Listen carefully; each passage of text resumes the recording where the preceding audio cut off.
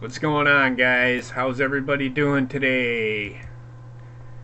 I was supposed to be back on my channel, but I'm a retard and can't read. So, apparently, we are back on Bobbitt's channel. I will be back.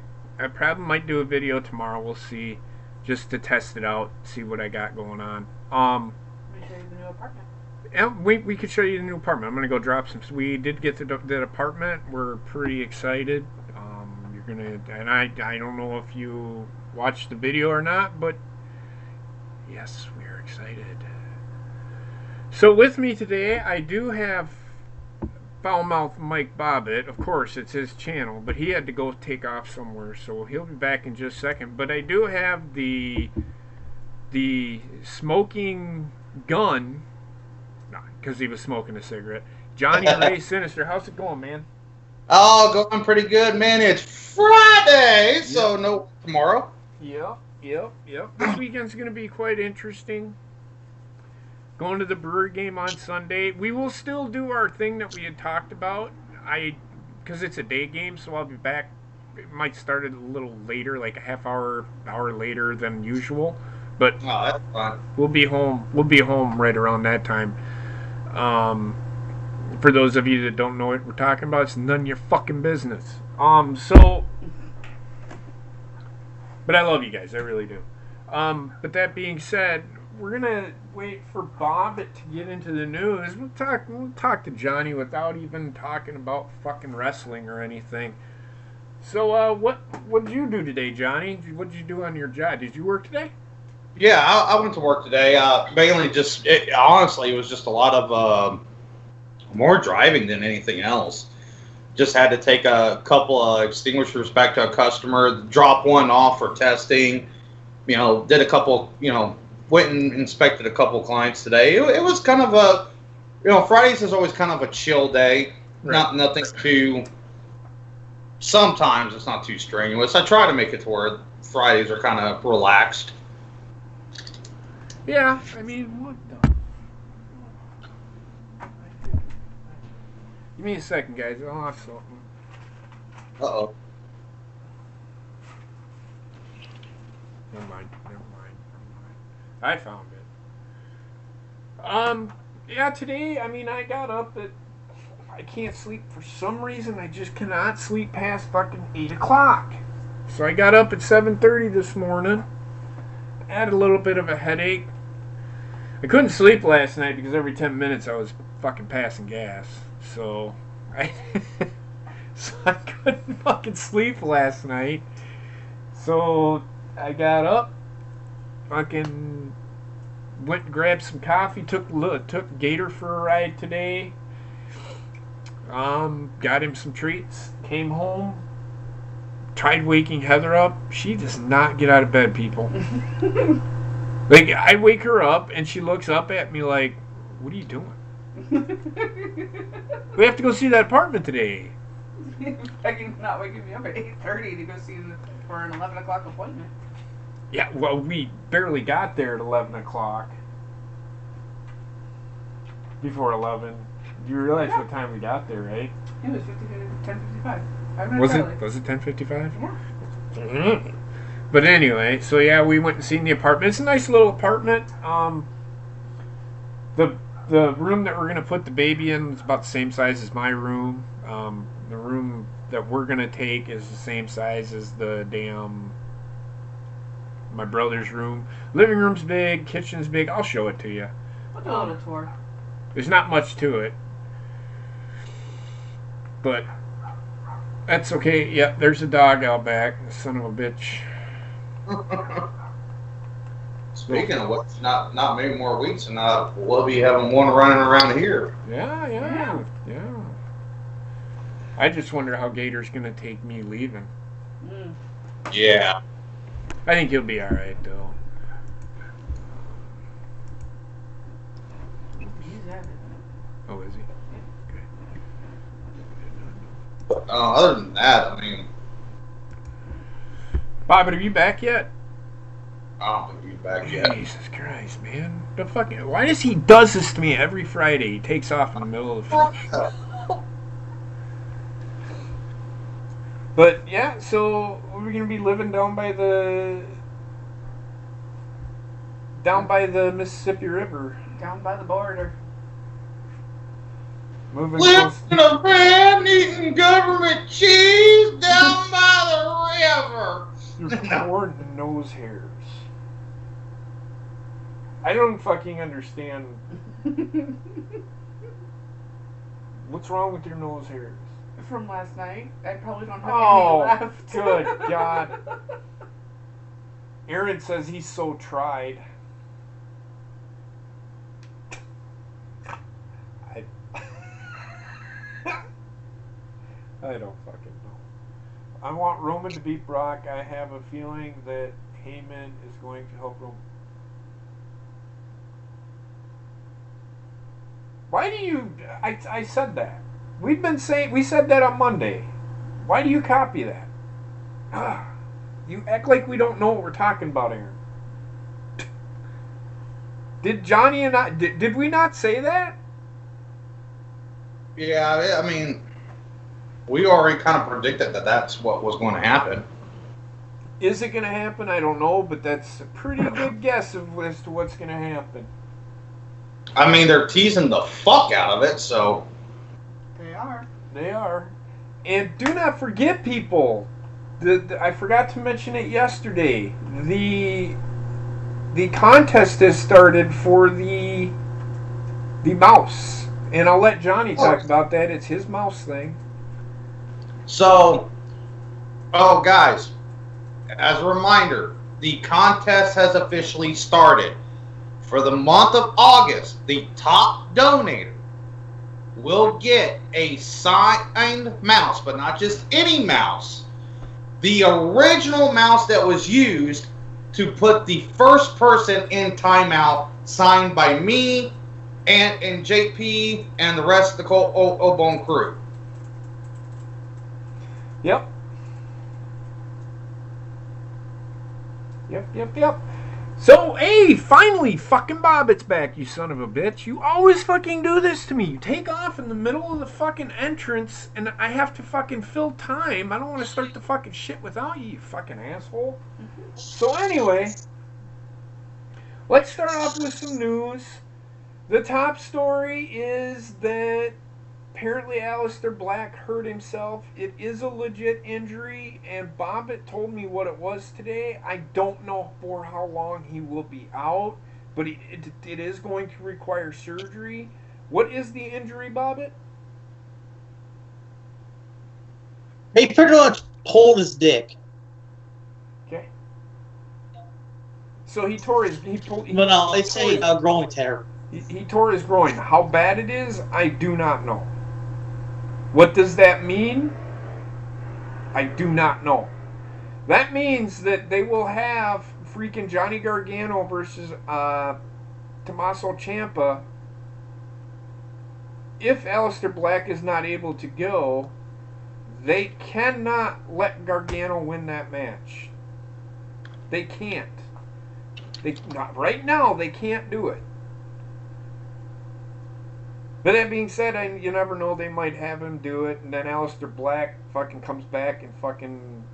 Or they're going to fucking put him on the main roster. They're going to take that chance and put him on the main roster. I don't know. Yeah. What do you think, Johnny? I think depending on how long he's out... Although, I'm kind of the opinion that I see them pulling him up after SummerSlam. I don't. I see him winning. If he was coming back to wrestle, I see him winning it back. Well, no. I mean, if he's not at TakeOver.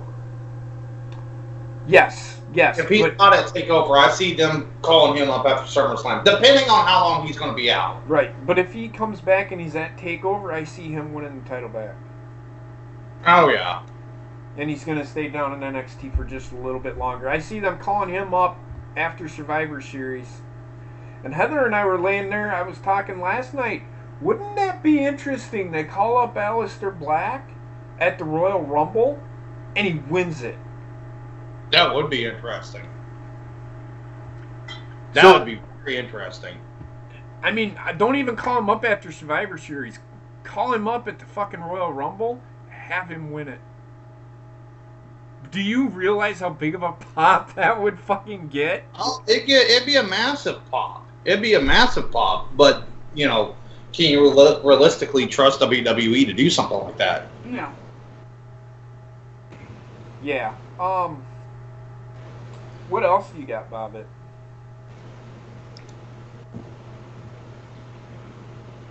Mae Young? You got any Mae Young news? Oh, yeah. Sitting there eating your Laffy Taffy or whatever the fuck it is you're eating. Your nose up. What's up? What's up with the... Let's, give me a second while I pull up the list here first. Okay. Bear with me, folks. You would think I would have this shit already ready to go, but... Yeah, Bobby, what the fuck? I know. That's what happens when you have a monkey brain producer. So moving on, we'll come back to that. What else is there? We're getting... I got it up now. Okay, finally. The final 5 participants are Zatara. JDP, I need your help with that one. Sha Li. Thank you. Sha Li. Also, MJ Jenkins. Okay. Rachel Evers.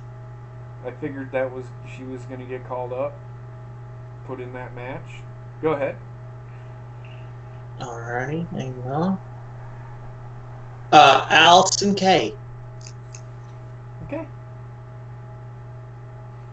I don't know who's going to win that tournament. I really don't. I mean, I might. My best guess is, what's her name? She's in Impact now. Tiana? No. She's in Impact Wrestling. Tessa Blanchard. Madison Rain? Tessa Blanchard, is she in it? I don't think she is, but I can check her out fast. Check quick. Because if she's in it, she's winning it. You might give me a few minutes. Isn't that the last one from UFC? Tessa Blanchard? No. That's No, Tully okay. Blanchard's daughter, man. Who? Tully Blanchard. Oh. My bad. It's also Ricochet's fiance. Go ahead. Let me.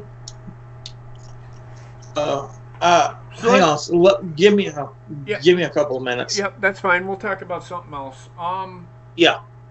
Apparently, and we're going to talk more about New Japan as towards the end of the show. Johnny wants to talk about it, which is fine. I don't mind talking about New Japan. Evil is out with an injury at the G1.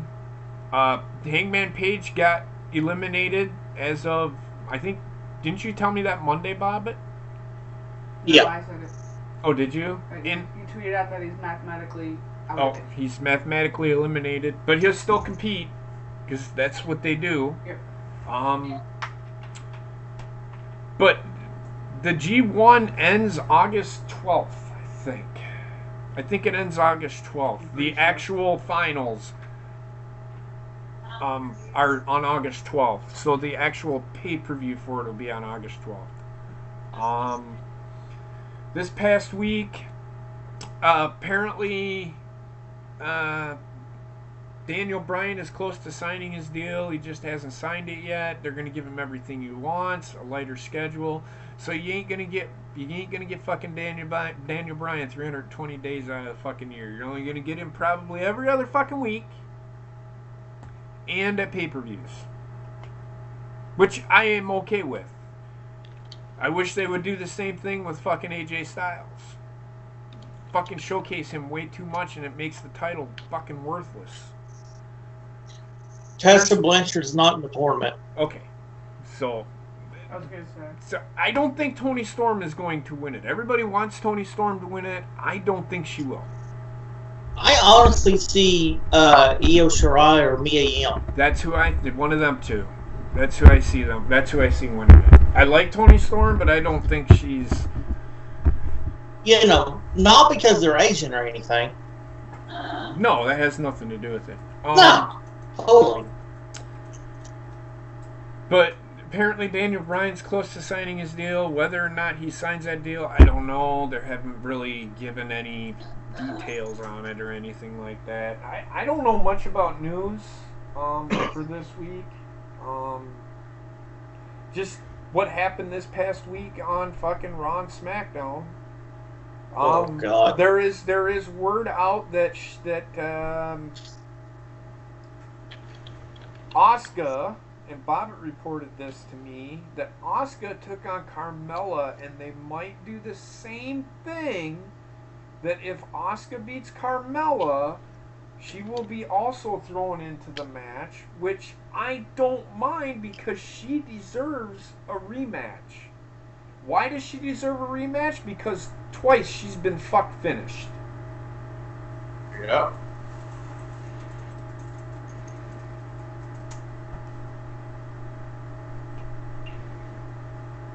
What do you think you... What? I don't see Aleister Black winning back to the NXT title. I do. And I'll tell you why. Because they don't want Aleister Black coming up and being ruined. So if he's hurt and he's able to wrestle a takeover, they're going to put the title back on him. You're going to get the fucking blow-off match. Gargano's going to cost Ciampa the fucking title. That match does not need to be for the title. That's why you see that not being for the title. The plan is to probably be a triple threat, and Gargano's going to cost Ciampa the title. Ciampa will take the pin, and Aleister Black will win the title back. That's what I see happening. John Cena got in trouble. What did he get in trouble for?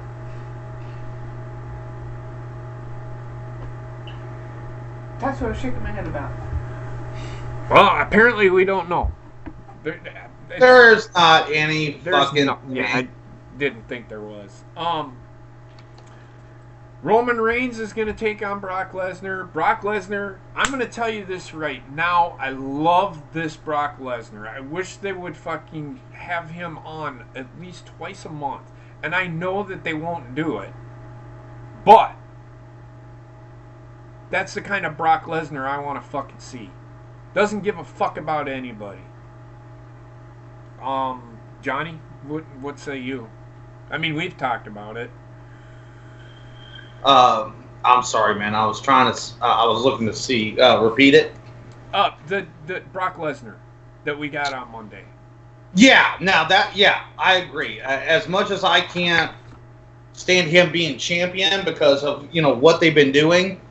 I'd rather see this Brock Lesnar than what we've been getting.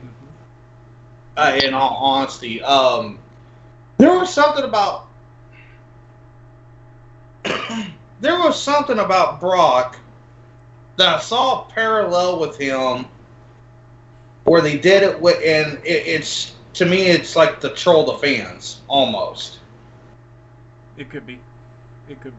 I don't know, but I do have. When he was in New Japan, and we were reading up on it today. When he was in New Japan, they vacated the title because he would not defend it. Yeah. So they in a sense stripped him of the title.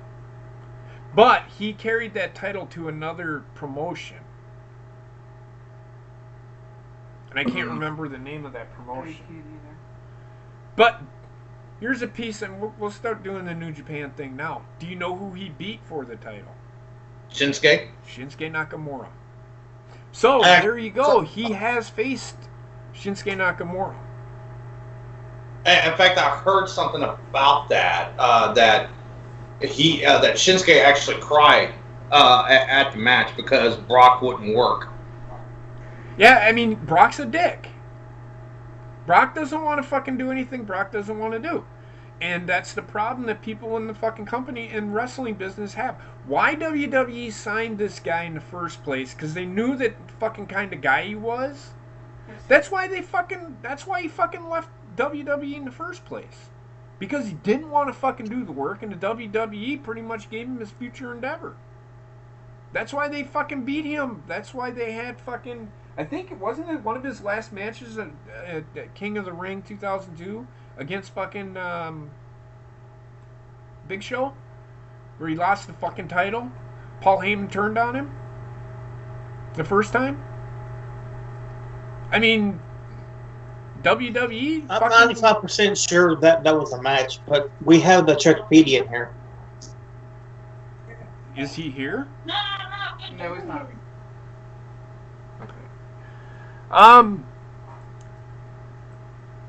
If I was to tell you that the British Bulldog was in New Japan Pro Wrestling, would you believe me? Which British Bulldog? British Bulldog. The British Bulldog. Davey Boy Smith. Believe it. Is he really? Davey Boy Smith. You know, part of the Hart Foundation. Yeah. Oh. He was there 1983 into 1984. Get out of town, really? Brock Lesnar was there in 2004. I've never heard of Brock Lesnar being in there. Yeah, we were just talking about it. He beat Shinsuke Nakamura for the title. Yep. Sting. Did you know Sting was in the fucking New Japan Pro Wrestling? 1991. When? Rick Rude. Ric Flair was in New Japan Pro Wrestling. 1995. Yep. I knew about that. How about this one? I never. How about this one? Owen Hart. Really? Yeah, it wasn't most of the Hart family in New Japan. I'm gonna. Yep. Bret Hart. I think the only one out of the Hart Foundation that was not there was Neidhart. Jim the Anvil Neidhart might have been there. Yeah, he was. He was there too. He was there for a little bit. He wasn't there for very long. When did Owen Hart be in New Japan, JP? The 80s to the early 90s. Too bad he didn't stay in New Japan, because he'd still be alive today, you know? Well, yeah, but you can't really blame WWE. That was Owen Hart's fault. I'm not. It's just, you know, I'm not blaming anybody. Okay. Jeff Hardy was there in 2011. Yeah. Hulk Hogan was there in 1993. Really? Yeah. Christian was there in 2008. I can see that. Let me see. How long do you think Randy Savage was there? Yeah, I could believe that. For how long? I say a year, maybe. No, he was probably there for at least 5 to 10 years. He was there for 4 years. They had that working relation. Now, if y'all pay attention, if you go back and watch 83 Weeks, Eric Bischoff had an agreement with New Japan Pro Wrestling. Yep. Mm-hmm. Wow. So that's why you're seeing Randy Savage, Ric Flair, Sting. In fact, Chris Jericho was supposed to be the first Jushin Liger. Yes. Yep. He was supposed to be the first Jushin Thunder Liger. And he was not. Could you imagine Stone Cold in New Japan? He worked. I think he worked there. Was supposed to work there and couldn't because he tore his bicep. That would have been interesting. Yeah. This one will shock you, but I knew it. Mark Calloway, The Undertaker. Yeah, do that. There's the Wait, Punisher. really? He was there as the Punisher. Yeah. Dude, okay. I love The Undertaker, but The Punisher sounds cooler. And the last one should be in the Hall of Fame. Was part Vader. of DX. China. Now that shocks me. I didn't know that. Yep, Yeah, she fought- exactly. She fought Inoki. In 2002. In 2002. Wow. Okay. Yeah, she had like a 7-month run. In fact, she won one. She wrestled for their Intercontinental title, Nice. and she wrestled for their Junior Heavyweight Championship. Now, granted, there may be more But that that's are just part of that, but that's only the 15 that I could find that were actually confirmed. a small list of what we got. So Well, in fact, actually, with the Undertaker, part of that tweet was a tweet that Scott Hall put out. He was actually tag team partners with the Undertaker as the Punisher in New Japan. Don't forget that Tatsumi Fujinami worked for both too. Yep. Let me see. So Raw was pretty shitty show. Yeah. There's really nothing built there, just the whole Brock Lesnar thing. I do want to see what happens next week. I don't think Brock will be there, but I do want to see what Paul Heyman has to say. Yeah. I know. Same way. SmackDown was a little better. I do disagree with them, and I think this is why I think they're going to put Asuka in the match as well, is they had Charlotte win. Now, does this hurt Becky Lynch? Yes, Yeah. it does. But here's my thing, and I've been saying this for months now. I honestly don't think they're going to put the title on Becky ever again. I really don't. I don't think so either. Really? No. It's because Vince doesn't like the way she talks. He likes fluid English. Her words, she tries speaking way too fast. Asuka, you can understand what Asuka's saying. A lot of the times, it just sounds just really weird coming out of Becky Lynch's mouth. And she sometimes goes so fast that she stumbles over her words. Yes, and that's why I don't think... Not that her in-ring work isn't good, I just don't see them putting the title back on her. Which is very typical because Becky's Irish, isn't she? Yes. She's actual Irish. It is very typical, especially if they have a thick Irish accent. If they go to talking fast, it sounds a lot like slurred speech. Yep. It's very, very hard to tone that accent down. Didn't that's Sheamus do the same thing? He did at first, but you notice now he speaks a lot slower Yep. and he's a lot more enunciated with his words. Which Finn Balor does the same thing, and it makes him Right. boring. It makes him boring.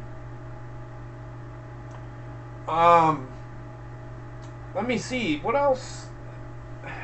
I don't mind that Charlotte gets put into the match because then it's gonna be a fatal 4-way, and I'm going to actually give the upper hand to Asuka. I really do. Just real I quick can on a see that side note to happening. answer your question from earlier. Brock Lesnar's last match was actually in 2004 That's against right. Goldberg, That's right. which brought on the rehash, the 12-year undefeated streak between them. Okay. So it was 2004 was his last match. WrestleMania 20 against Goldberg when they both got booed out of the fucking building and Stone Cold fucking stunned both of them. Remember that? Yeah. I'm not gonna lie. I've always wanted to see a match between Stone Cold and Goldberg. There's never been a match. He did stun Goldberg though. Yes. There's I would love to see a match between those two. Yeah, I don't think it's too bad we aren't going to get it, but I do agree with you, Bob. That probably would have been a really good match. It probably wouldn't have lasted very long because Stone Cold would have fucking buried fucking Goldberg. But But that match is my ultimate dream match, honestly. Well, my ultimate dream match would have been fucking Rock and fucking or Stone Cold and Brock Lesnar. That would have been my fucking dream match. Ooh, and we almost got that too. We were supposed to get it at WrestleMania 19, I think. Oh, that would have been fucking awesome. But because Stone Cold was supposed to put Brock over. So right. That's where Brock was going to win the title the first time. But they had to speed that up because Stone Cold had to retire. So they needed somebody to fill in, and Brock was that guy. But there's really not. NXT was okay. I will say this, and we were sitting there watching this Wednesday, and it was a good episode. It wasn't the greatest episode. Again, I'm not too invested into the NXTs, the hourly shows. The best part about that show was Ciampa, and I will say this. The guy gets legit hate for no fucking reason. I mean, people legit hate this guy for no reason. And it's so good. Then, when Aleister Black came down and ran, and fucking Gargano ran past him, fucking jumped in the ring, and they started fighting, and he started beating the shit out of fucking Ciampa. Black standing behind him, gave him a fucking black mask, and everybody turned on Gargano. They're like chanting, "You deserve it." I'm like, by proxy, they turned on fucking Johnny Gargano because of Ciampa. That is a perfect fucking heel. Why WWE can't do that on the main roster? There are two guys on that fucking... Shinsuke's one of them. He could fucking turn somebody on some... He could have the fans turn on somebody as he is being a fucking dick heel. He could do that. But they don't fucking do it. AJ Styles can do it as well. I've seen him do it. You know, I'm not saying he can do it, but to me right now, as far as on the main roster, who probably has some of the best heel work that they've done is The Miz. Oh, but of course he could do it. I'm just talking about, like, AJ Styles I know can do it. I've seen him do it. Shinsuke can do it. Because he's a heel. Him playing a heel, somebody fucking does the same thing, he could get fucking legit heat. Legit heel heat on that other person that's involved. He could do it. But good God, is Ciampa just... Oh my God. If they bring him up to the main roster... Keep him heel. Keep him fucking heel. And just fucking have him... Go all out as is. Yes, don't change a goddamn thing about it. Don't change his fucking mute. Don't even change his entrance. Just have him come down. Have him fuck over the WWE champion. Watch what happens. I guarantee you the guy gets fucking legit hate right away. Right.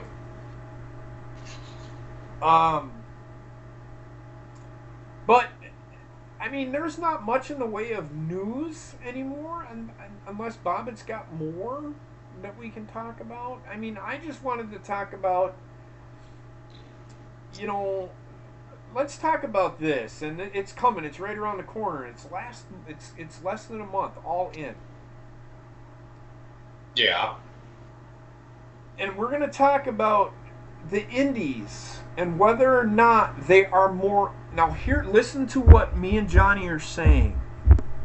Whether or not they are more over than WWE. Now, when I say more over, are they more popular than the WWE? We had this discussion Wednesday? Or was last night? Last night. We had this discussion last night. We had this discussion last night. So, Johnny wanted to talk... I'm going to let him kick off the discussion, and we'll talk about this for... I don't know. We'll see how long... If we can probably sit here and talk about it for a while. We can end the show with this. Go ahead, Johnny.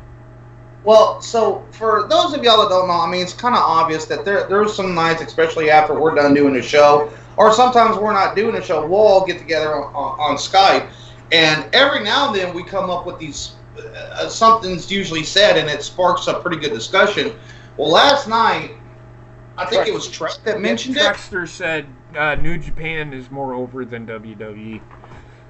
And, you know, I get it. People, there are some diehard New Japan fans out there. I totally get that, and happy that they are.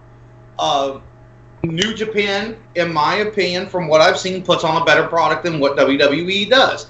There's no denying that.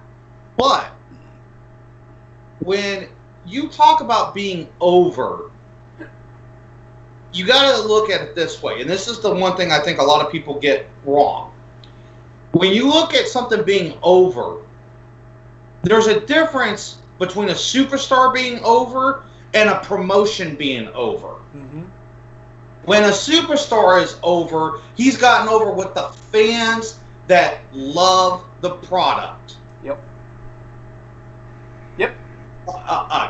But when you look at a promotion as a whole, the way you know that promotion is getting over is because you look at marketing. Mm-hmm. And if anybody knows the Sinister One, my expertise is more in the marketing side of the business and the more how the business is run from the outside as a whole. Yeah. So when you look at New Japan, yes, it's popular within a very niche audience. Yep, a niche. Yeah, just whatever you just said. A niche audience. Okay, now here's something here's something about New Japan you guys have to realize. Japan is not a very big country, number one. Number two, now I could be dead wrong about this, but if I remember correctly, a lot of their pay-per-views and a lot of their shows originate from the same place. Yes. Am I right about that? Wrestle Kingdom takes place at the Tokyo Dome. Dominion takes place in Osaka, Japan. Okay, and then the regular shows that they probably put on are somewhere, honestly, they're in just little they're in arenas, but they're in arenas that are way smaller than what Raw and SmackDown are in. So the reason why, it brings up my point. When you look at their pay-per-view or you look at their regular show, you're getting a lot of the same fans. Yes. That are there. Correct. And so the reason why, and this plays into why the product is better, because the fans have are to do with it. When you have a smaller audience, the audience is oftentimes much more invested in that product. Yes. Because of the fact that they have grown a relationship with these wrestlers. Not an actual relationship, but they feel connected with these wrestlers. Mm-hmm. So, whereas WWE, you can kind of get a sense of that, but these guys go everywhere. There's not that personable. Give you a good example. Me. I've been watching wrestling for over almost 30 years now. I've been a wrestling fan and since the time I was a little guy. I have never been to a WWE event. Never been. I've been to a small indie event and I had a blast, but I've never been to a major wrestling promotions event. In fact, that's my goal for the rest of this year and next year. I want to go to a live event, preferably one that's on TV because that's what I'm used to seeing. Right. But you go to Japan, many of these people go multiple times during the year. So when you look at New Japan being over, in a sense, they're getting over, but they're not more over than WWE, because this is the thing. WWE, and I've stated it several times in the past in types of discussions, WWE caters to a broader audience than a New Japan or Impact. Now, speaking of Impact, if there was a good example of something outside of WWE that is gaining a lot of traction, would be Impact Wrestling. if anything, it's not New Japan that people should be paying attention to. It's Impact. They are gaining a lot of traction. But, and here's the thing. This is how you know when a promotion is starting to really pick up steam. Look at their sponsors. Who are they touting when in their pay-per-views on who's sponsoring their shows? When a lot of times you look at Japan and you see their pay-per-views, a lot of their sponsors are very Japanese-based. Yes. And so they don't have that global market backing them. Whereas you're starting to see that with Impact, where they're starting to get more recognizable brand names. Be really looking out if they get something like a Snickers or Coca-Cola, big multi-million-dollar corporations. They're starting to get that. Yep. It's going to take time, but they are starting to come back. And that's a real Cinderella story when you look at Impact Wrestling, considering what they were, last year. So that's a real Cinderella story for them. But my point is, when people say that, New Japan is over, they're realistically using the wrong term. Their product is better. They're putting out a better. They're giving us a better. How do I say this? Their booking decisions are way better. Right. So what I mean by that is, let's use this for example. Yes, Kenny Omega and Okada have faced each other 4 fucking times this year. I got it. But they're telling a story with these 4 times. Correct. They were 1-1-1. So Omega won 1, Okada won 1, and then they went to a draw on this last one. Okada challenged Omega this time. You know how it's usually the challenger challenges the champion. Okada challenged Omega this time and said, the only person that I have not been able to beat, even though he's beat him, is Omega. So he called him out, and at Dominion, Omega defeated him, and and on top of that, they're telling the story of Kota Ibushi and fucking Kenny Omega. I don't see them two wrestling at Wrestle Kingdom. I really don't. But I'll compare that to Brock and Roman. How many times does Roman Reigns beat Brock Lesnar? Right. None. There you go. What are they telling? The story that they're telling with Roman Reigns and Brock Lesnar is Roman can't beat Brock. Roman can't win the big one. Okay, that's fine, but the way you're telling the story is you put this guy in a fucking main event every goddamn time. Nobody's buying the booking decision that they're saying that fucking Roman can't fucking win the big one. He can't win the big one because they're trying to tell the story. They're giving away the story before the story is even fucking told. That's the problem with WWE and booking Roman Reigns. Roman Reigns, let me finish and then I'll come back to it. With the story with Okada and Omega, the story, you could tell what the story was being developed, but that fourth time they met, if you watched that match at Dominion, you have to understand, you didn't know who was going to win that match. You honestly did not. There was so much. I'm not a false finish guy, but that storyline actually called for it. Right. If you watch and this is what frustrated me about the fucking Omega. This is what frustrates me about NXT. There are way too many false finishes. There was like 6 or 7 false finishes in the Ciampa Black match that were not needed. Not that they weren't good, but they were not needed. They just weren't. You could have done half and still probably told a better story. That's the problem I have with WWE. Go ahead, Johnny. Okay, So I now remember what my comparison was and why I'm fixing to really hurt some people's feelings here. Am I correct in the assumption, because you guys know me, I don't really get to catch New Japan that much, but am I correct in assuming that their champion is not always there? In fact, it's usually a treat to see him, right?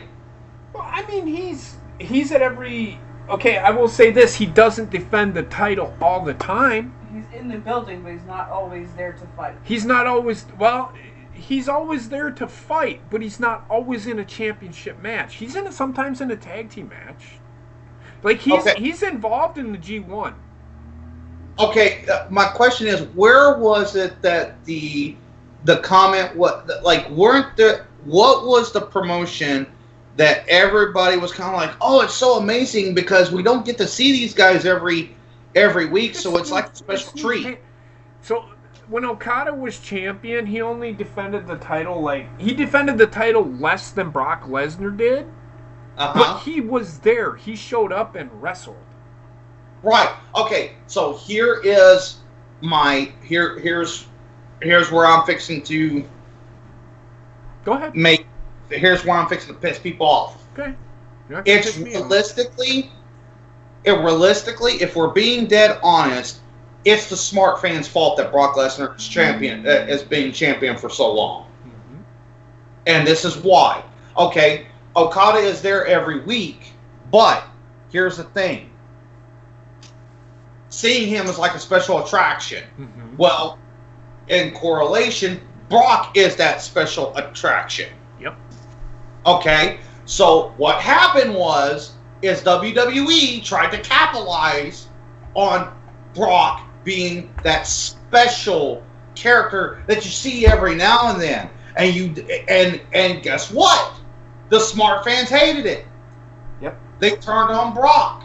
Yep. But yet, and this is why I call some smart fans very hypocritical. Because you go to New Japan, you see the same shit, or you go to Impact and you see the same shit, Ring of Honor, all these indie promotions, and they do the same shit that WWE is doing. And WWE tries to emulate that, and we hate that. But yet we give the indies a pass on that. I will say this. You are partially correct. Like I said, they still Omega still shows up. He still competes, but he's not always defending the title. There's a big difference. Right. Well, what I meant WWE does it fucking backwards. They think they still think the mantra "less is more" is good. Right. And what I mean by what they think less is more is if this guy only shows up once a month or once every 3 months, it's okay. No, it's not. Okada, Omega, they showed up and they wrestled. I mean, fucking was like, what did they say his record was? He was like 27-2-1. Right. Well, okay, another good example is NXT. You didn't see the champion every week. Right. And yet people praise NXT for being this amazing product. Yeah, Johnny, yes. However, you did see the champion more than once within the same month. No, that's what he's saying. That's what he's saying. I get where he's going with this. Yeah. Well, what I'm saying is on the main card, what WWE thought, like JP said, less is more. But what happens is they went too far with it. But if you remember, when he started slowing down, he was on every other week, and he'd be there for the pay-per-view to defend the title. Mm-hmm. And what happened? The fans turned on him. They started, why is he still champion? He shows up every other week, or yada yada yada. I'm going to point this out. Realistically, he did not start doing this until when? After SummerSlam last year, or what? Or was it as soon as WrestleMania that he stopped really showing up? Well, it was after the Royal Rumble because his dates ran out. And Right. they had to Okay. re-sign him, and he was on certain dates. Right. So they used up all of his dates, and they would have had to pay him extra in order for him to show up. So what I'm saying is that even before that time frame, people are already sitting there bitching and moaning about him not be why is he defending the top? He's only on for a segment, yada yada yada. And then WWE's kind of like, well, okay, why don't we try the he doesn't show up at all route and make him more of a special attraction? And that's flop, and it just pissed off the fans more. Yep. But yet, but they do this kind of shit, not to that extreme, but the indies do this, NXT does it, they do this shit all the time. Yep. They do this shit all the time. So you're mad at, and I'm not defending what WWE has done, because it's pretty shit. But when you want to cast blame, you cannot cast blame solely on the WWE and not sit there and call out who the originators of that decision was. Right. I will use this example real quick. AJ Styles. Is there too much? Too much of him is not good either. I don't want to see AJ Styles every week. Every other week and pay-per-views is fine for AJ Styles. I don't want to see him show up for 5 minutes and then that's it. Too much of AJ Styles is not good. Having him in a match every other week and maybe cutting a promo in somewhere in there, that's it. That's all we need. You don't need AJ Styles fucking all 2 fucking hours of fucking SmackDown, or make him the center of attention when he's there. Focus on, you have how many fucking titles? Make the United States, get the United States' prestige up a little bit. Give that a little, I mean, where it is now, it's pretty good. It's on the right person to do that, but I don't. AJ Styles is on the opposite side of the spectrum as Brock Lesnar, and it's hurting both of them. They show AJ way too fucking much. Oh, okay. I'm going to respond to what someone said in the chat, saying, I get Charlie's point, but at the same time, it's creative and booking that either makes or breaks storyline for these wrestlers. Okay, I agree with that. However, you're forgetting the main point. They do the creative booking based on what the casuals will like and what will piss the smart fans off. And every now and then, they will try to book what the smart fans will like. Mm-hmm. Which mirrors a lot of the indie stuff. The problem with WWE is they tend to overextend. Just like, okay, to JP's point, AJ Styles, very good wrestler, one of the best in the company. Is the best, in my opinion. Arguably the best, okay? Mm-hmm. The smart fans love him. Guess what? We see him every fucking week. And then we also remember the last real good debate that we had was when I made the a point. Now, granted, my opinion has changed since then, because honestly, I forgot about Randy Orton. Yes. Oh, fuck yeah, we forgot about Randy Orton. Go ahead. But at the time, because we didn't know what was going on with Randy, I posed the question, so what makes AJ different from Brock if nobody can beat AJ? And we had a good, 3 or 4 day debate about it? Oh, yeah. We were debating about this for 3 or 4 days. We debated about it. We kind of got into a little bit of a tiff, not as big as fucking Money in the Bank, but we got into a little bit of a tiff in regards to AJ Styles. Right, but as time went on, I like to think I think until Randy Orton came out, Oh, and we saw that, like, okay, there's somebody that can beat AJ. But up until that point, we had kind of come to the conclusion, you know what, it's a pretty valid point, because the same thing has happened. Right. The difference is that AJ, we get an oversaturation with AJ. Well, guess who wanted that? The fans. It wasn't the fucking casuals that wanted it. It was the fans. It was people. Well, I shouldn't say it was people like me, because you already know how I feel. It was people like, I don't know, and I'm not like Heather. I'm just kidding. But it's what we mean by it's the fans that know wrestling, but too much of a good thing is a bad thing, if that makes sense. Just enough. Getting him on the show, having him cut a fucking promo, a 10-minute promo or whatever, and then having him in a 15-20-minute match 2 weeks later is fine. You don't need him there every damn week. AJ Styles is not going to go to UFC like Brock Lesnar, okay? AJ Styles is a professional wrestler through and through. It's just the way he is. But yeah, I mean, the person that I think I think AJ Styles is going to lose the title to Randy Orton, and I've said it numerous times. I think that's where they're going to do the 17-time title angle, which would be amazing. And the feud itself, it tells its own fucking story. You don't even need to fucking do anything.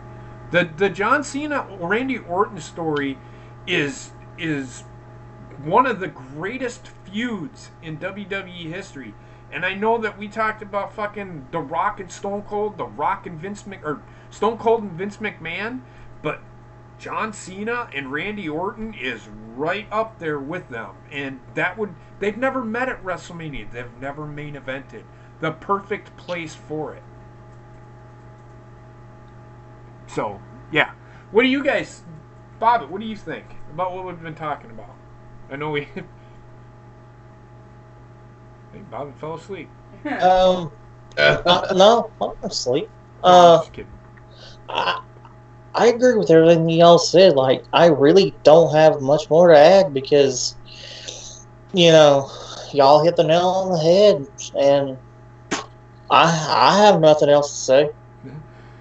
I mean, what do you think? What do you think of I know how you feel about it. What do you think about that angle, that story that could be fucking told, and it could pan out till fucking WrestleMania? Because Randy Orton and fucking John Cena can tell a fucking story without fucking writers writing the story for them. The story is there, and you can do it. You don't need them to fucking you don't need them to fucking write a promo for them to.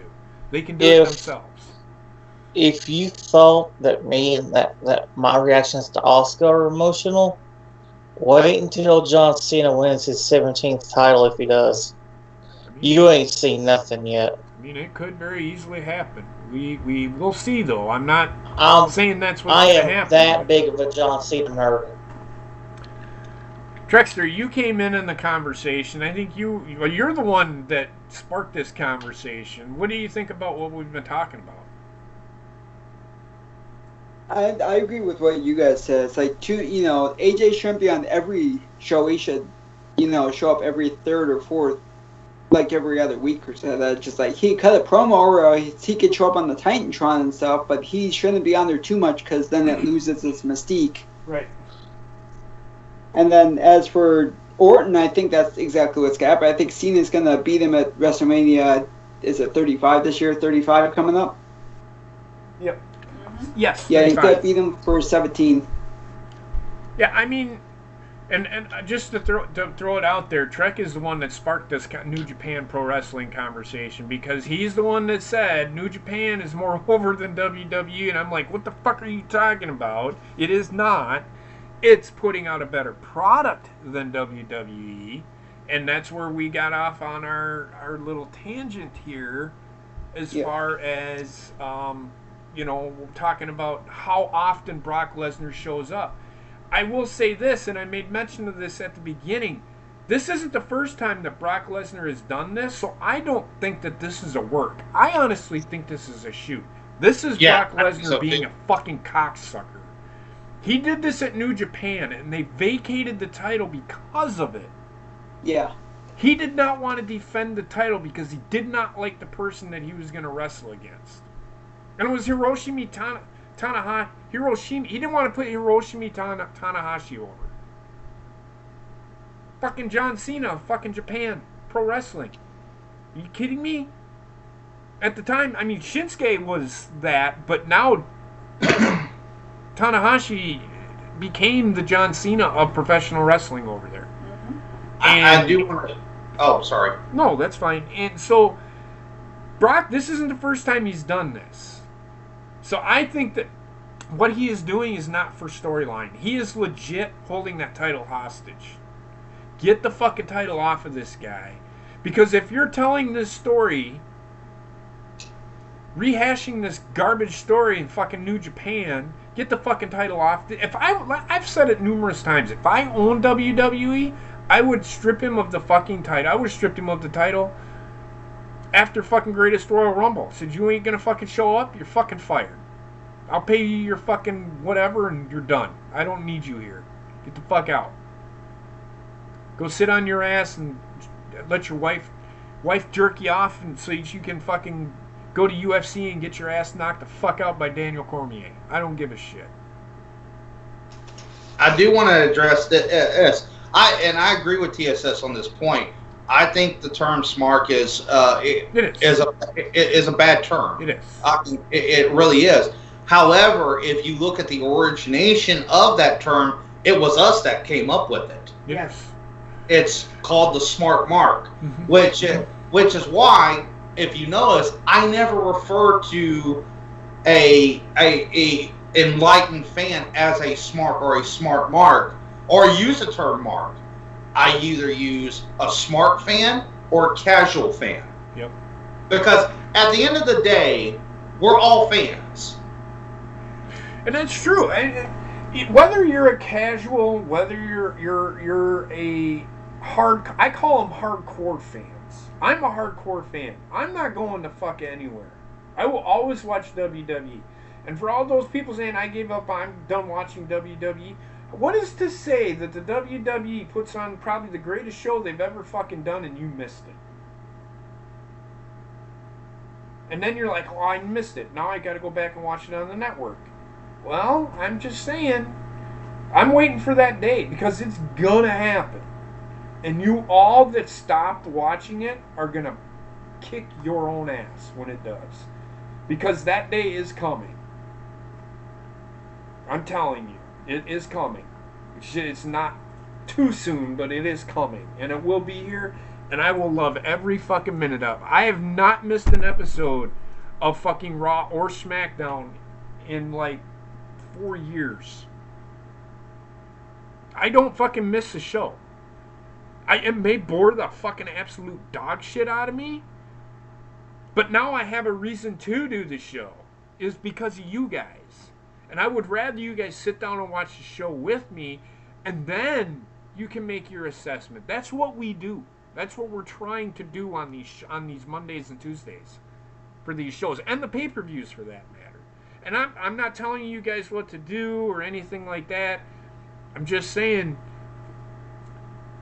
watching the show with us as we give our reactions to what's going on might enhance the show just a little bit. That's why I'm actually not falling asleep during the show, because I can talk about why that was a shitty segment. We suffer through it so you don't have to. But I would rather you guys suffer through it with us, and then you can jump into the call with us and say, hey, what did you think about this segment? Or ask us a question about the segment, or give us your thoughts. That's the whole concept of the show on Monday and Tuesday. It's not just to me sitting here fucking giving you the same old hoo-ha. I have Skype call for a reason. I can't. All you got to do is say, hey, I want to be added to the call, and we'll talk with you. But like Zach did, and then fucking last week Ronnie did with us. It was a good time. That's what the show is for. It's not just for us to sit here and give you a reaction. Watch the show with us. and then we can talk about what we've seen. I mean, that was my concept from the start. You know. No, Aaron Reed. Did he say, can I be added to the call? Yes, he did. No, not today. We're almost done here anyway, so. Besides, they're talking about the reaction shows. This is more just us telling you what's happened in the week. Yeah. Or if we have a topic like today that we wanted to talk about, and very good topic, we've been on it for over a half hour now, so. Yeah, it's been, I think, that's one of the things I think, you know, I wanted us to have this topic because I wanted the people to really see. We talk about this stuff all the time. This kind of conversation comes up a lot when we're off the shows and we're just sitting there bullshit. I mean, granted, yeah, we talk about a lot of other stuff that has nothing to do with wrestling, but in my opinion, some of our best conversations happen in those times when we're not doing a show. I mean, I'm still trying to figure out who this Sylvanus guy is, but whatever. So, anyway, that was a joke. It's not a guy. It's an undead. That's a conversation between Heather and Johnny. So, but so that being said, I mean, pretty much. Do you have any other thoughts, Johnny, or? Well, there was only one other thing that I thought of today, and you had made mention of it, and we were talking about it before the show went on. Was I can see if WWE doesn't act soon and start promoting their younger talent and pushing up to their top spots, they're going to be in some real trouble here pretty quick. Because if you look at it, all their top guys, all their champions, for that matter, and all their challengers that they have picked are all older wrestlers. Oh, yeah, that's right. We were talking about, you look at the champions. AJ Styles is 40. Brock Lesnar is 41. John Cena is 40, or 38, or 39, or 40. I can't know, he's 40. Randy Orton is in his upper 30s. Finn Balor is 38. Bobby Roode is almost 40, if not 40. So all of your top guys are old. Who's coming up behind them? Zack Ryder? No. The only one that they're fucking building, and the only one that they give a fuck about is fucking Roman Reigns. He can't fucking carry a show on his own. He cannot fucking do it. You have to put Seth Rollins on a different fucking show than him. Put him as a fucking top guy on the fucking brand. He should be one of the top guys. And he's not. He's in the fucking Intercontinental fucking picture. Which blows my fucking mind. Why do they still have this guy wrestling for the Intercontinental title? Well, and then think about this too, though. Is, Seth Rollins, I agree, he should be built up more. But here's the thing. Roman Reigns, Seth Rollins, even Dean Ambrose. Who else is there that came up around the same time? Hey, the guys that came up around the same time that these guys did. Mm-hmm. They've been there for a while. They're realistically, most of them are either in the prime of their careers right now, or they're starting to be on the downtrend. Yep. I'm going to say this about the fucking women's division right now. All these fucking women that you have in the fucking Mae Young Classic, sign them, put them on NXT, call up the people in fucking NXT that are fucking ready, and build your fucking women's division. You build your women's division, then you might be thinking, okay, so we could do another show on Fox or Fox Sports 1 and make it an all-women's show for 2 hours. You could do that.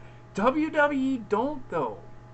They don't sign all these women. Their idea is, that's what NXT is for. All those that are like fucking ready to fucking be called up or whatever, put them on NXT, the weekly show, and put the rest of them down at the fucking Performance Center. I mean, am I making any sense here? No, you're making perfect sense. Fucking sign these people. You had the chance. Why they didn't sign Tony Storm? Why they didn't sign Tessa Blanchard?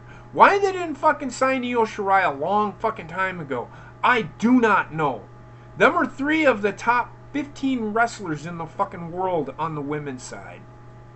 In fact, Io Shirai does not need to go to NXT.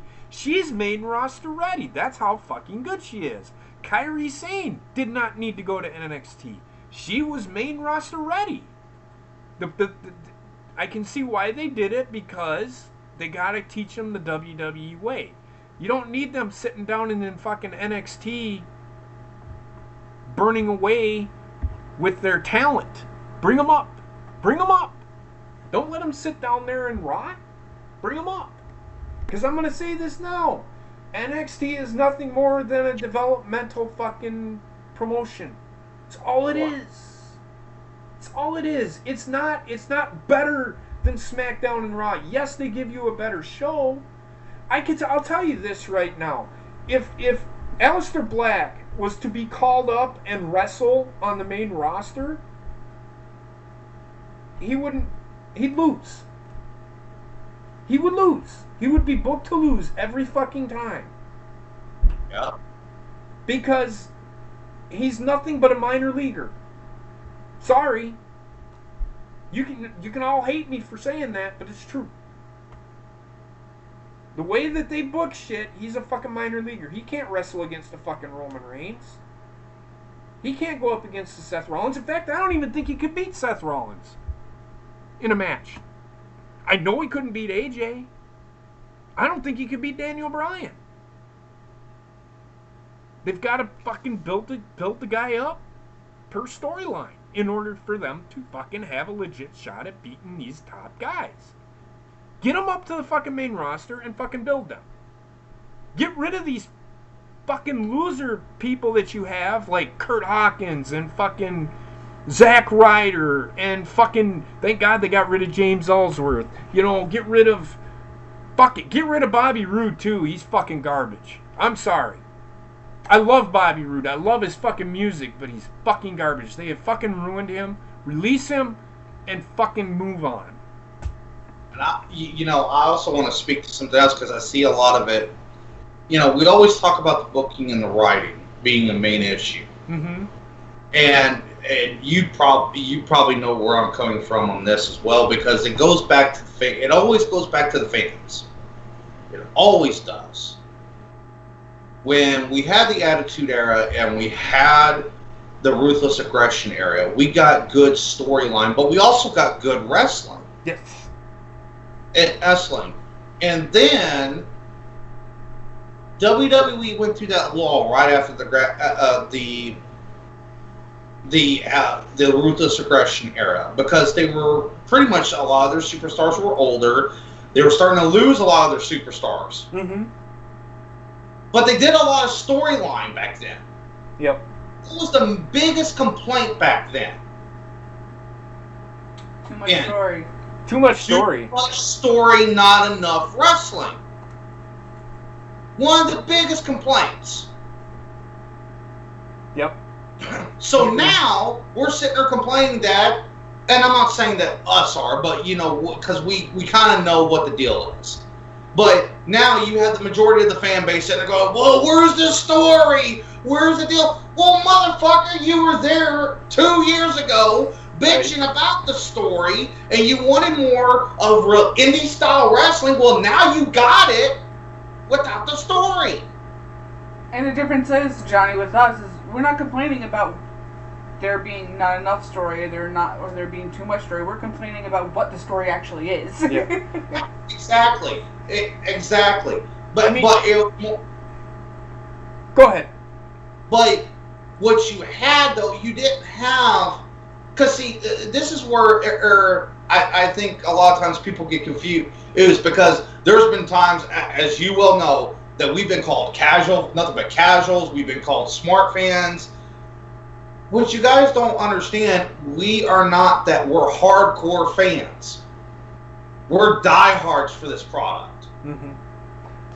And so we always go in with the expectation of trying to enjoy it for what it is. We're not, when we go into the show, I don't know, I can't speak for JP and them, but I'm pretty sure the same sentiment is felt by them as well as what I'm about to say.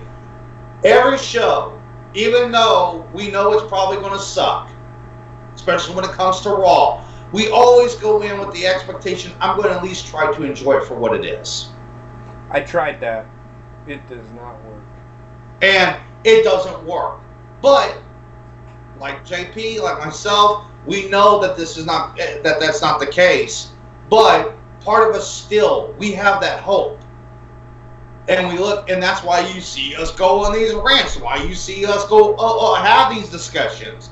It's because of the fact that we still have hope.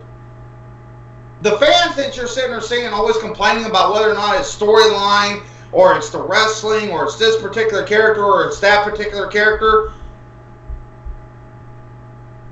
those guys will never be happy.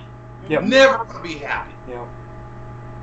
Whereas, okay, good example, Raw this week. It's a bad show, but we got something about Brock Lesnar. Okay, I'm interested in this.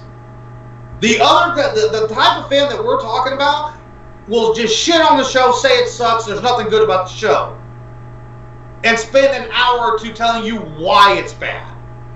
And not trying to look at the positive. Right. I do want to say, and I get, it's your preference to shit on the show, and I've said this numerous fucking times.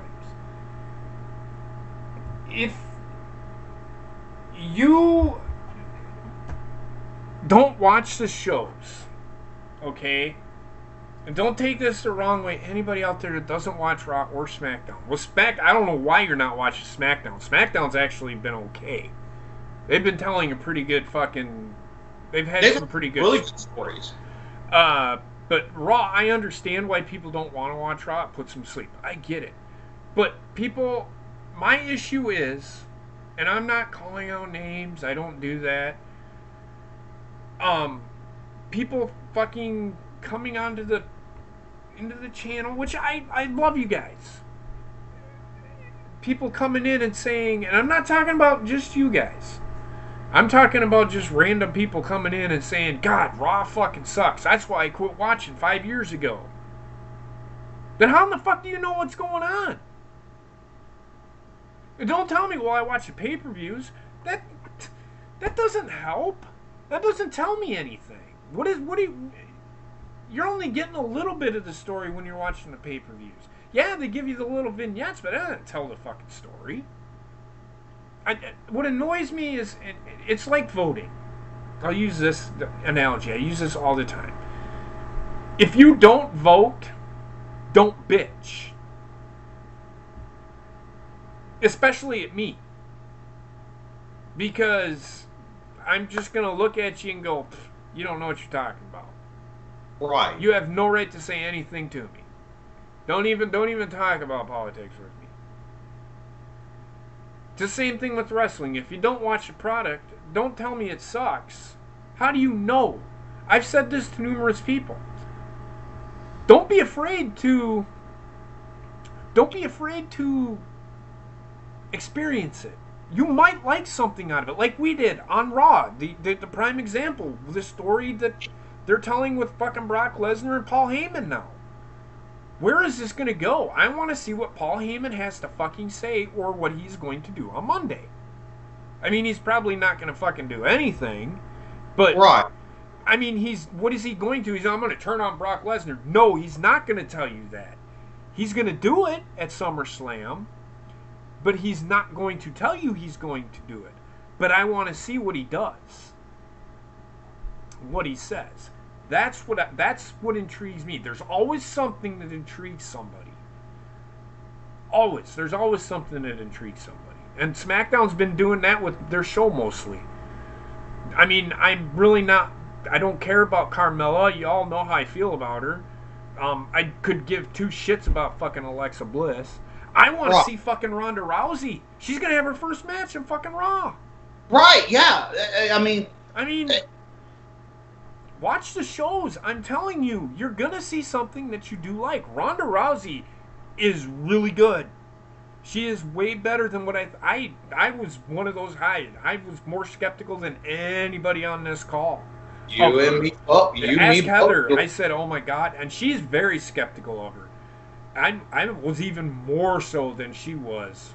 I was like, but I did say, and I said, if she is there to compete, I am gonna like what she has to do. And she has been there. She wants to be there. She wants to be a WWE superstar. Unlike a certain 296-pound fucking blind man who turns purple in 2 minutes. Yep. So, give it a chance. It's not always going to be something that you like, but there is going to be something there. Ronda Rousey, one of them. I'm telling you. There is just one thing I am hoping for. Because of the fact that they want to build up this 4 horsewomen against the 4 horsewomen story, eventually, I hope, with how fast she's progressing, because she's already putting Shayna Baszler to waste. And she never went to NXT. I'm just hoping that Jessamine Duke and the other one don't suffer the same effects. And therefore, Ronda Rousey is the crown jewel amongst the 3 piles of shit. Right. Right. Yeah. That's what I'm hoping. Why society? Brock Lesnar may win the title, but Paul Heyman will not leave with Brock Lesnar. That is Paul Heyman works for WWE. He is a writer for WWE. He is nothing to Paul. Did you not pay any attention to what Brock Lesnar was saying? I'm not your friend. You work for me, and that is our relationship. That is it. He's not really a lawyer. He's not even an advocate. It's all storyline. Well, and I want to nip this in the butt before or this comes up. For those that will come at us and say, "Well, you guys give wrestling low reviews all the time," I'm so why are you telling us that if we don't watch it, all this?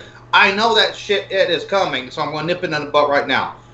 Our job as reviewers, live reaction people, is to break it down and analyze it and see, was this a good thing, was this a bad thing? Yep. Or was this a mess up? That's what we do. Yep. Don't what I always tell people, when people bring this up to me, I always tell people, don't take my word for it. Go judge it for yourself. Yep. Hell, there are times where me and JP will disagree on a segment. And we'll talk about it. Right. Sometimes we get stark raving mad at each other. Money in the bank. Money in the bank. I was just going to say, go back to Money in the Bank. You watch us just explode all over each other. We exploded all over each other. But anyway, but Rain, I was not calling anybody out. I was just making a point of don't quit on the product, because if you quit on the fucking product, you're gonna regret it. I guarantee it. No. I'm not calling anybody out, but I know this is a question that does come up. Well, Wayne Havoc, who I haven't seen in such a long time. If you want to scroll back up, I'll even throw out what he said. We were talking about it, and he said, I said it did suck, no clue what's going on now. And I understand that. And our job, if you're not going to watch it, is to give you the best analysis that we can if you're not going to watch it. I can't always do that, and I will do it. That's why I had Johnny, that's why I wanted Johnny to join the shows with me, along with Bobbitt and Heather, and I don't even know why fucking Trek is here. He just fucking never says anything. Oh, wow, now he's getting some fucking balls. He fucking just flipped me off, you cunt. So, but no, I mean, if you guys don't want to watch the show, this is why I always say, and I don't say it anymore, and I should, if you want us to give you an actual, and what I like to do, what I'm trying to do, is at the end of each segment is give you what we thought of that segment and talk about it while the commercial is on. You know, and yeah, that's my whole thinking of trying to do this thing. That's what I want to do. We're gonna get better. I'm not making any promises. We talk during the segment. I'm like, we sit here. This match is fucking terrible. Why in the fuck is Finn Balor smiling again? I gotta go. The cops are here. I'm just kidding. So, Can't do it. So, but I'll do my best. I know you guys. I'm not telling you guys you have to watch the show. That's not what we're saying. But it behoove you to watch it because then you get a better understanding of what we're watching. And it's. Yes. Go ahead. No, there may be something on the show that you liked that we didn't. And that was our whole point. There's always something that you like. Like we like the Lesnar Heyman segment at the end. I want to know what fucking Heyman's got to fucking say. And I called it at the beginning. I said, you watch. Heyman is going to turn on fucking Lesnar. I think that is still going to happen, just the way they're telling the story. Well, like a good example is, I'm probably one of the last people on earth that's still a Dolph Ziggler fan. I love Dolph Ziggler. I think he's... Well, I know, but you know what I mean. I mean, yeah. But that's the point. There's stuff that I like that you might not like, but there's stuff that I may not like. You love. Bobbitt is a good example of this. Bobbitt, for the longest time, was a big Roman Reigns fan. Mm-hmm. And we would shit on Roman Reigns all the time, but we never condemned Bobbitt for who he liked. He's entitled to that. We give JP shit about Rusev Day all the time. I fucking despise Rusev Day. And have I ever explained the reason why I don't like Rusev Day to these people? Have I ever explained that? I think I have. The reason himself. I'll reiterate why I don't like Rusev Day. Because Rusev did not... It's not something that Rusev got himself over with. Aiden English got Rusev over with it. The whole get these hands with Braun Strowman, that was Braun Strowman. It was organic. He did it himself. That's why I don't like Rusev Day, because it's really not Rusev Day. It's Aiden English Day, because he's the one that fucking got Rusev over. Rusev didn't get Rusev over. Aiden English got Rusev over by singing that song. Right, and whereas like myself, I actually like it. I like Rusev Day, but now let me reiterate. I like Rusev. I just don't like his gimmick. Right, but that's the point. That goes back to the point. And is that there's a good example. I like something that JP doesn't, and that's okay. That's what we're here for. Or at the end of the day, we're trying to give you multiple perspective analysis of what we're seeing. But we always encourage an ice cream sandwich. That son of a bitch.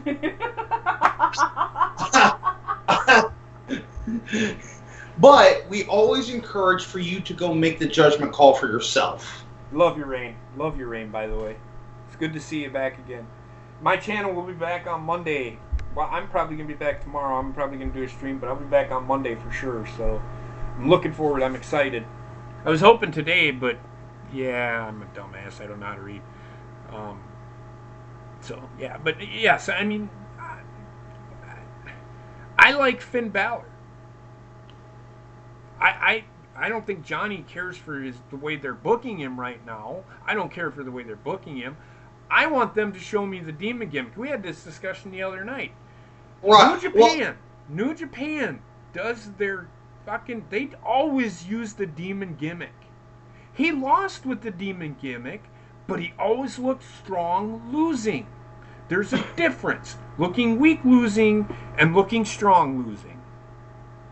Well, to clarify what my position on Balor is I don't dislike Balor, but I have soured on him because of booking decisions and not using the demon gimmick. If they did use the demon gimmick, I would like Finn Balor a lot more. He's all about the demon gimmick. That's the only thing that's... And I'm agreeing with him there, but I still like Finn Balor. I think he's a great in-ring performer.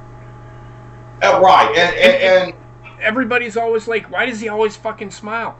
In New Japan, he always fucking smiled. He's a smiler. There's nothing you can do about... And when JD, and I said his fucking name, when he fucking goes off on Finn Balor, why is he always fucking smiling? JD, even himself, does not watch New Japan. And I keep, in my mind, I'm like, watch New Japan past shit. He always fucking smiled. He's a smiler. There's nothing you can do about it. That's what he does. He smiles. Now, I don't like the way they fucking booked him with the fucking LGBTQ thing, and I'm not fucking a homophobe or anything like that. Fucking gays can stay away from me. I'm just kidding. But anyway, the way they're booking him now, Finn is for everyone. I don't like that. Balor Club is for everyone. Oh, Balor Club. What the fuck ever. I don't like that. I'm not a fan of it.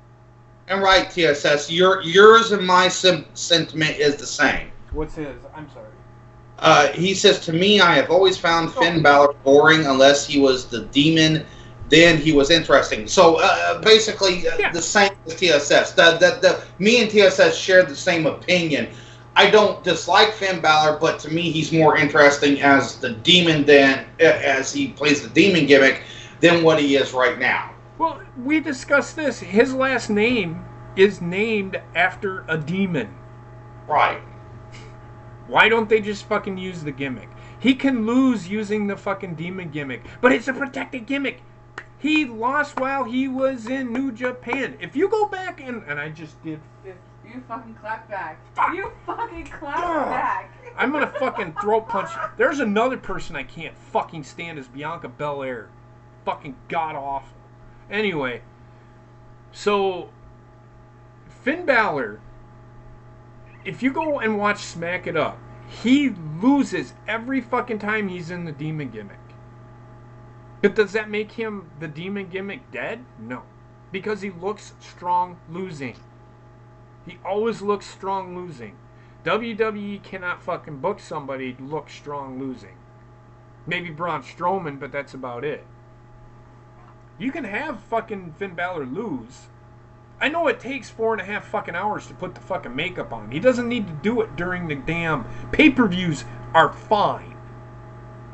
He doesn't need to fucking put it on during Raw and SmackDown. Or Raw. I get that. But goddamn. People are sour on Finn Balor. Vince himself has even said it. He bores me because the demon, he isn't the demon. Well, then use it. Don't fucking sit on it. Use the gimmick. If you're bored with it, use it, Vince. Don't be a dumbass.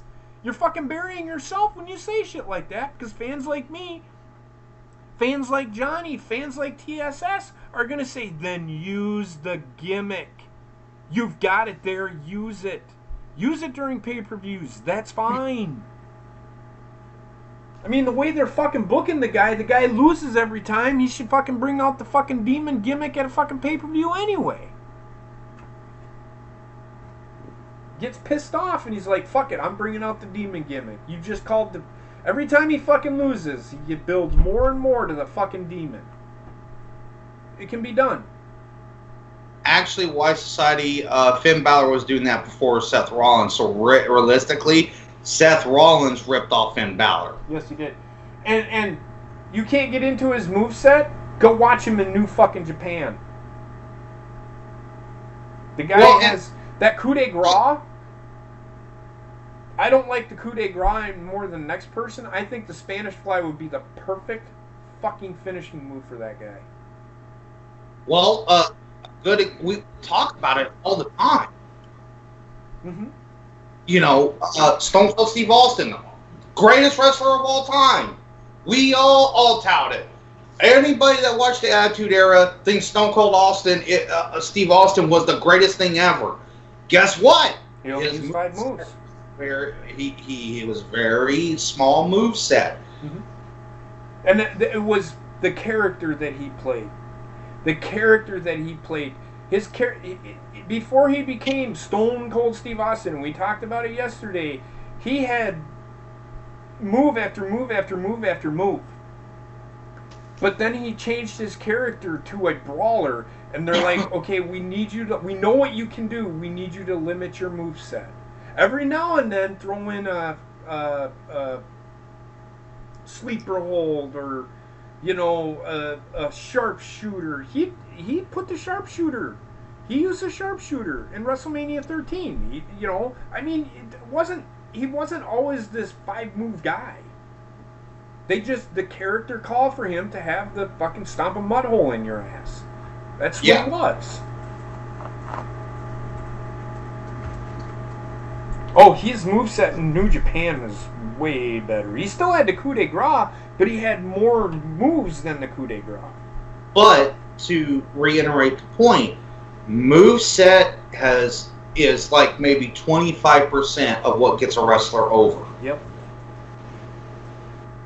Yeah, sure, a moveset may be better in another promotion, but if you don't have good character development and good storylines to really uplift the character, the moveset is not going to matter. Right. The actual art of wrestling only gets a wrestler so far. Right. Yep, totally agree, 100%. I mean, yeah. Trexter, what do you think about what we've been talking about? I know you guys haven't heard it edgewise. I'm sorry, but sorry. It's okay, man. No worries. I like Balor, but they need to let him expand a little bit more. And like you said, let him put on the demon makeup. Even if he loses, he's still gonna look strong. Especially if he goes out there and just charms the fans. I mean, he's good at that. He can do that. I've seen him do it before. Yeah, he did it in NXT. It's up to the bookers who are booking the matches, not the writers, to make him look strong. Yeah. Okay, so we're gonna have you lose this match, but it's not gonna be a fuck finish. But it's gonna be one of those matches where you're beating the hell out of each other, and you get beat. You get beat. But you're looking strong getting beat. And how do they go about doing that? Putting like the end of days. There's nothing wrong with losing to the end of days. It's one of the best finishers in WWE right now. There's nothing wrong with losing to the end of days. I mean, losing Baron Corbin is a bad thing, but right. I'm just saying, losing to a finisher that is really strong, like the curb stomp, is not a bad thing. Losing to Roman Reigns is a bad thing, because Superman punch and then spear, give me a fucking break. Losing to the F5 is not a bad thing. So, yeah. Bobbitt, what do you think? He fell asleep. Oh, wow. What? No, Bobbitt falling asleep. What do you mean do they still use bookers? Yeah, they're the producers, but they're the bookers. Yeah, they use booking. Booking is a lot of it. I mean, Vince is the main booker. He's the one that books the matches. He has the final say-so. But, yeah. With that being said, I think we're going to end it here. I've got to go get Heather some food. She hasn't eaten yet. It was a good show. I enjoyed it, and the hour-long conversation that we had. We might just do that, get through the news, and then talk about a topic or something like that. I'm all for it. But that being said, Johnny, thank you for joining me tonight. Oh, no problem, man. I had a lot of fun. Good. Trexter, I know you got here at 7 or a little thereafter. Thanks for being here. My pleasure, guys. Thanks for having me. Yeah, no problem. Hey, Bobbitt, are you still alive? Do you want to DM Bobbitt, see if he's awake still? Because he's going to be the one to end the show.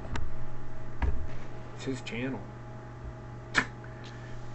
But yeah, before we do go, just a reminder, guys.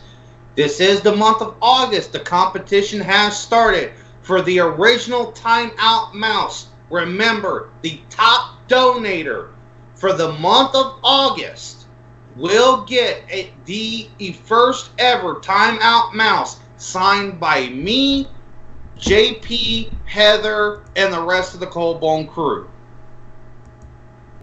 Yep. Actually, that is not the name of the show. What? That is the name of the show. Oh, the title of the show. There you go. She changed that at Wrestling Memories. And that being said, Brain, that show is on Thursday nights.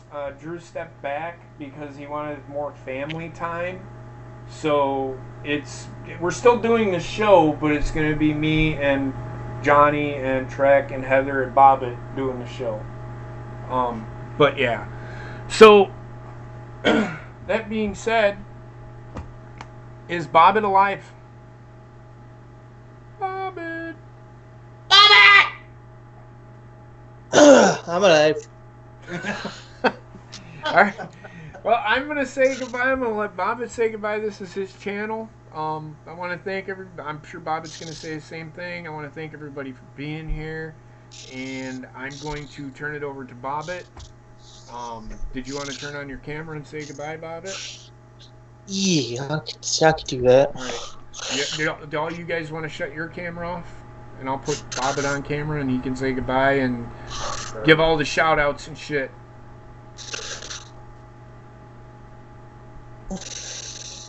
Give me a second, bro. Alright. Just give me a second. Okay. Give me a second.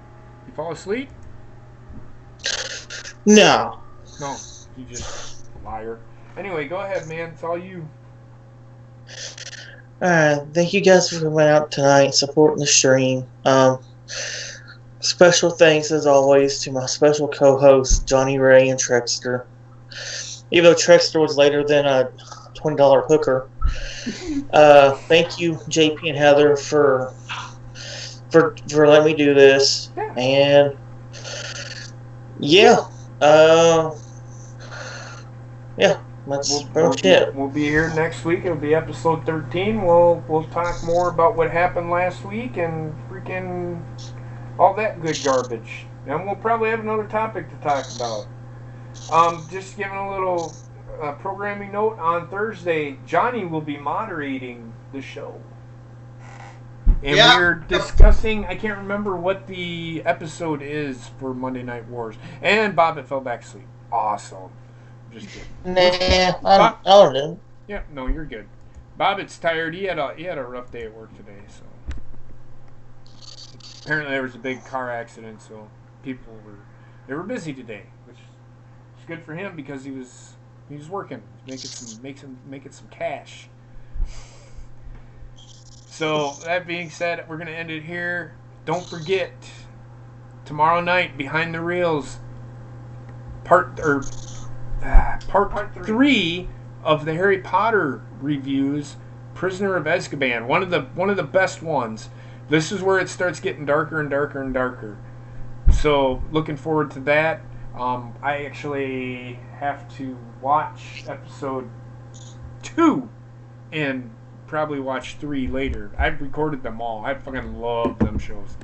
That being said, you guys have a great night.